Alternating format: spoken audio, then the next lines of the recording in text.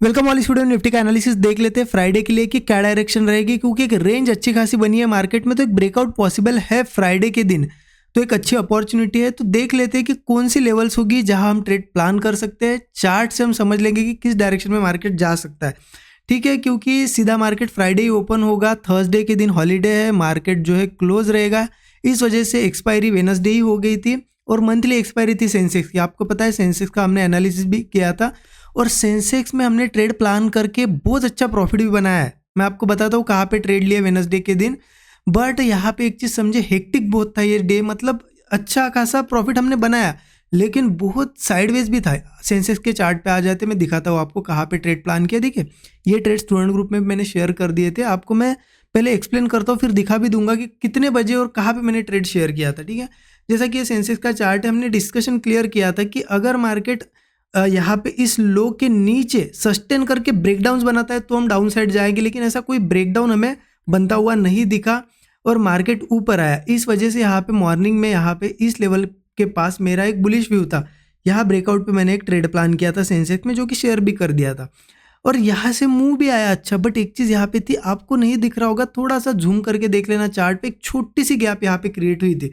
ठीक है, इस वजह से ये गैप आपको अगर दिखाऊं मैं तो मतलब बहुत ही माइनर है, लेकिन आपको पता है मैं इन गैप्स को बहुत ज़्यादा इंपॉर्टेंस देता हूँ। देखिए एक जो गैप थी ना, तो ये ब्रेकआउट के बाद यहाँ पे मुंह आ रहा था, बट मुझे कहीं ना कहीं एक्सपेक्टेशन था कि ये गैप फिलिंग के लिए कभी भी आ सकता है, इसलिए मैंने बता दिया था कि ये ब्रेकआउट के बाद यहाँ पे एक तो प्रॉफिट बुक कर लेना या फिर कॉस्ट के ऊपर हम स्टॉप लॉस ट्रेल करेंगे। ये मैंने यहाँ पे अपडेट दे दिया था और वैसा हुआ भी। आप देखो मार्केट वापस आया गैप फिलिंग करने।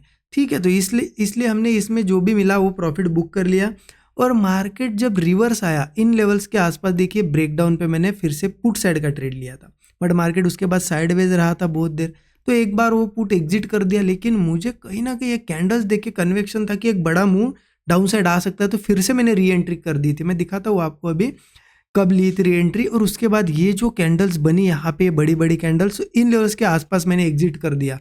तो इन लेवल्स के आसपास एग्जिट किया, तब यहाँ पे 100% रिटर्न, यहाँ पे उसके ऊपर मतलब 100% के ऊपर रिटर्न हमने उस ट्रेड में, जो पर्टिकुलर ट्रेड था उसमें जनरेट किए थे।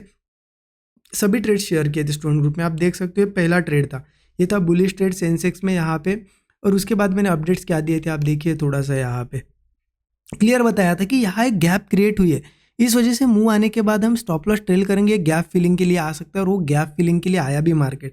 और उसके बाद देखिए ब्रेकडाउन पे एक ट्रेड लिया था, उसको मैंने एग्जिट भी कर दिया, लगभग 1 घंटा होल्ड किया और एग्जिट कर दिया। फिर उसके बाद यहाँ पे री एंट्री की थी, आप री एंट्री का टाइमिंग देख सकते हो, 2:15 के आसपास मैंने री एंट्री की थी, लगभग मुझे लगता है इन लेवल्स के आसपास की री एंट्री की थी। उसके बाद होल्ड किया उस ट्रेड को और ये मोमेंटम यहाँ पे देखने को मिला, लगभग 100% के ऊपर रिटर्न यहाँ पे मिले थे, ये देख सकते हो आप लोग यहाँ पे। और ये साइडवेज था मार्केट, मैंने क्लियर बताया था कि ट्रेड तभी करना, रिस्क एपेटाइट होगा तभी ट्रेड करना। ठीक है, और ये 2:50 पे, आप 2:50 की कैंडल देख लीजिएगा, यहाँ पे देखिए एग्जैक्ट इस बॉटम में हमने बुक किया ट्रेड, एग्जैक्ट बॉटम में, और वहीं से रिवर्स हो गया।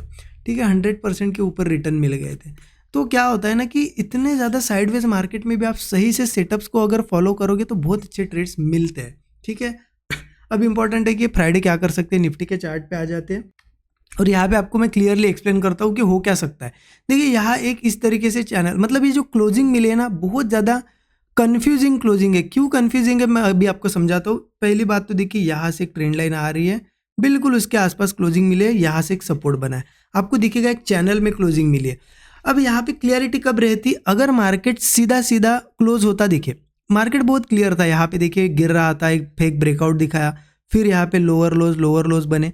अब इन लेवल्स के आसपास कहीं क्लोज देता तो क्लियर रहता कि मार्केट अब गिरने ही वाला है। ठीक है, ऐसा नहीं हुआ, मार्केट ऊपर गया तो इस ट्रेंड लाइन के ऊपर तो भी क्लोज देता तो हम क्लियर रहते कि हाँ अब पोजिशनल ट्रेड भी बना सकते थे कि नहीं ऊपर जाएगा, या फिर बुलिश हम यहाँ पे प्लानिंग कर सकते थे फ्राइडे के लिए। बट मार्केट ने ऐसी क्लोजिंग दी है कि एकदम ऐसी कंफ्यूजिंग क्लोजिंग है कि मार्केट में कुछ भी हो सकता है। अब न्यूज़ बेस्ड मूव आ सकता है, अब जो हॉलीडे का दिन है उस दिन अगर कुछ न्यूज़ आती है उस हिसाब से ओपनिंग हो सकती है। तो ओपनिंग के बेस पे ही हम डिसाइड कर सकते हैं कि कैसे ट्रेड प्लान करना है। तो मैं आपको क्लियरली बताता हूँ मेरा प्लान क्या रहेगा निफ्टी में फ्राइडे के दिन। बहुत ही सिंपल है, अगर मार्केट, ये लेवल आप मार्क करके रख लीजिएगा 23,900, अगर मार्केट 23,900 के नीचे ओपन होता है या यहाँ से नीचे जाता है और सस्टेन कर पाता है और यहाँ से कोई भी ब्रेकडाउन मिलता है तो मैं क्लियरली पुट साइड जाऊंगा, क्योंकि मुझे लग रहा है कि ये सपोर्ट इतना स्ट्रांग है नहीं। अगर नीचे आता है सस्टेन करके ब्रेकडाउन देता है, ये तो ब्रेक होगा ही होगा, फिर मार्केट 23,900 के बाद 23,850 एक छोटा टारगेट है, लेकिन इसके बाद 23,780 वगैरह ये सभी लेवल धीरे धीरे नीचे की साइड जाएगा ये। तो 1:3 या 1:4 का एक मिनिमम टारगेट तो हम रख ही सकते हैं।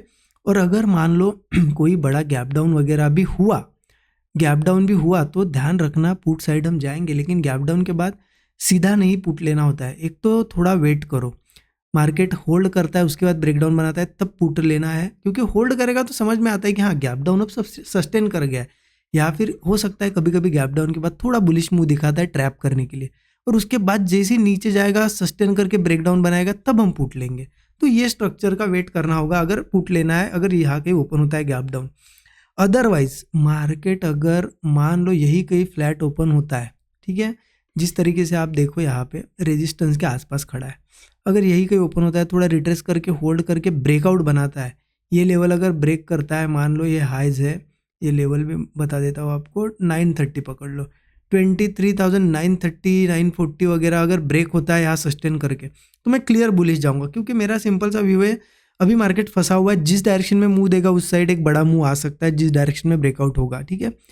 अगर मान लो गैप अप भी होता है तो मेरा सेम प्लान है, गैप अप के बाद भी मैं वेट करूंगा कि रिट्रेस वगैरह करे थोड़ा, उसके बाद होल्ड करे, ब्रेकआउट आए तो मैं कॉल ही लूंगा। हाँ ऊपर एक रेजिस्टेंस भी है, ऊपर रेजिस्टेंस कहाँ है फिर 24,030 के आसपास रेजिस्टेंस है, ये पहला हमारा एक टारगेट होगा, क्योंकि यहाँ से एक ट्रेंड लाइन आ रही है उसका रेजिस्टेंस है।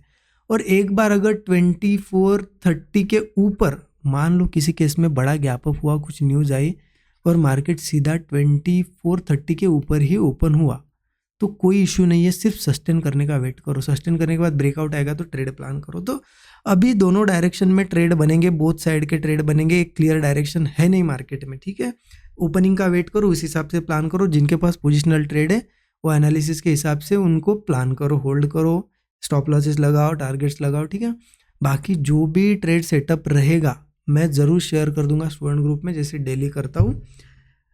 आई होप आपको एनालिसिस अच्छा लगा होगा। Thank you so much everyone.